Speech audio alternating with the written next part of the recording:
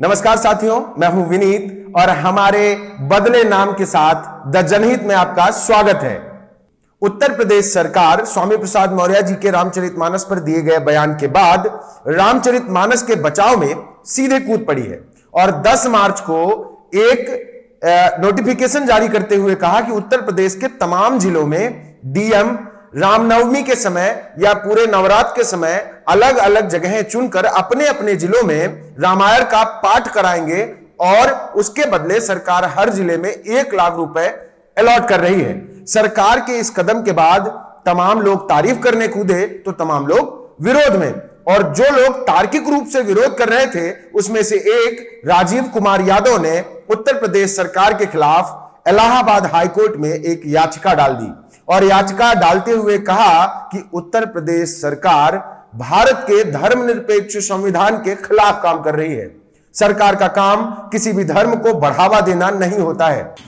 Allahabad high court में राकेश गुप्ता जी जो हमारे वकील हैं, उनके द्वारा हमने एक याचिका दाखिल किया है, जो एक नोटिफिकेशन जारी किया गया है कि नवरात्र और रामनवमी में सांस्कृतिक कार्यक्रमों का आयोजन किया जाए। दरअसल वो सांस्कृतिक कार्यक्रमों का आयोजन नहीं है, बल्कि आप धर्म को बढ़ावा देने की कोशिश कर रहे हैं। ये राज्य का कार्य नहीं है, इस संवैधानिक मूल्यों की आप अवहेलना कर रहे हैं। भारत एक धर्मनिरपेक्ष राज्य है। पैसा शिक्षा में देते, चिकित्सा में देते, आज किसान को जो है तो जो फसलें बर्बाद हो गई हैं उनको पैसे की जरूरत है। जो बच्चे पढ़ रहे हैं विद्यालयों में उनको जरूरत है, उनको स्कूल का ड्रेस नहीं मिल पाता है, उनको बस्ता नहीं मिल पाता, उनको किताबें नहीं मिल पाती हैं। इस देश में, इस प्रदेश में कोरोना में बड़े पैमाने पर लोग चिकित्सा के अभाव में मर गए, ऑक्सीजन के अभाव में मर गए। ये पूरा प्रदेश एक समय में जो पूरा का हर जगह जो है शमशान से लेकर कब्रिस्तान तक जो है लाशें पड़ गई थी। आपको चिकित्सा की जरूरत है। उन्होंने हाईकोर्ट में कहा कि उत्तर प्रदेश सरकार इस बात पर ध्यान नहीं दे रही है कि लोगों को रोजगार नहीं मिल रहा है, बच्चों का छात्रवृत्ति नहीं मिल पाता क्योंकि सरकार के पास पैसा नहीं है। कोरोना काल में लोग दर दर इलाज के लिए भटकते हैं क्योंकि उचित स्वास्थ्य व्यवस्था नहीं है। लोगों को सरकार कोरोना काल में अपने घर तक पहुंचने के लिए बस तक उपलब्ध नहीं करा पाती है, उसके झूठे आंकड़े देती है।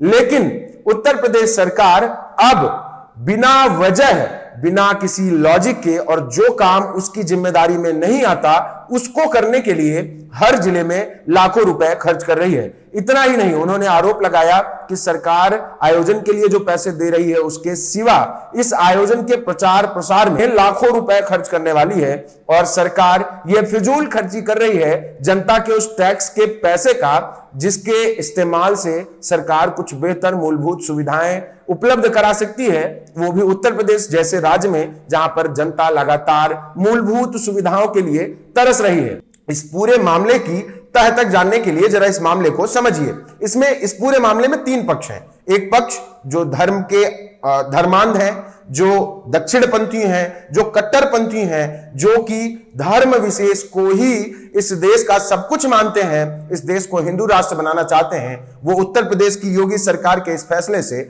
बहुत प्रसन्न है और वो कह रहे हैं कि बहुत शानदार फैसला है, ऐसा काम किया जाना चाहिए। लेकिन दूसरा पक्ष है जो शिक्षा, तर्क, विज्ञान और मूलभूत सुविधाओं की बात करता है। उसमें आते हैं राजीव यादव जैसे लोग जो साफ तौर पर कहते हैं कि जिस अधिकारी ने यह नोटिफिकेशन जारी किया है अपने नाम से, उसके खिलाफ हाईकोर्ट को कार्रवाई करनी चाहिए और इसकी मुखालफत कर रहे हैं कि आप किसी धर्म विशेष का प्रचार सत्ता में बैठ के करें, वो भी तब जब आपको धर्म का प्रचार करने की जिम्मेदारी नहीं, प्रदेश के विकास, स्वास्थ्य और तमाम अन्य मूलभूत सुविधाओं का जिम्मा दिया गया हो और जनता ने आपको एक लोकतंत्र में चुनकर सरकार बनाई हो आपकी, वो भी हर धर्म के लोगों ने आपको चुना हो।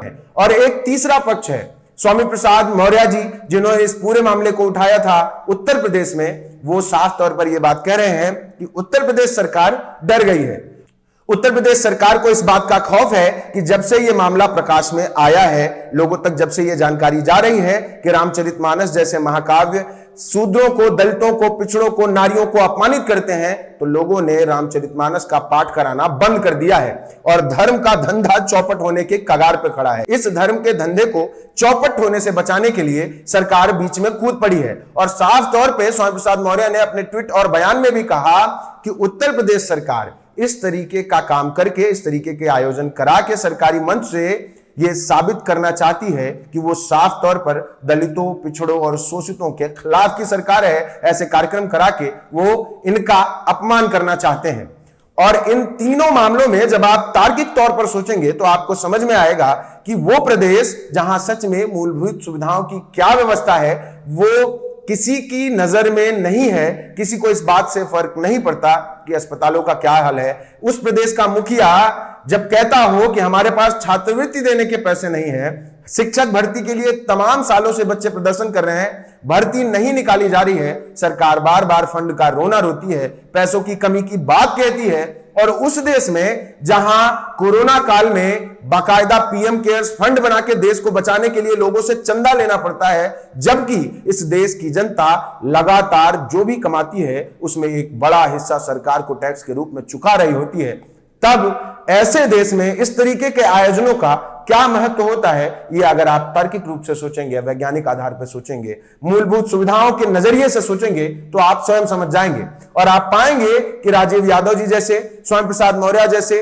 तमाम लोग जो इस विषय पर सरकार की नीतियों का विरोध कर रहे हैं वो गलत हैं या सही हैं।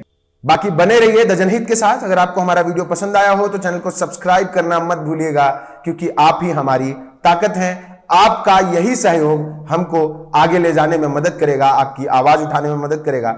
धन्यवाद।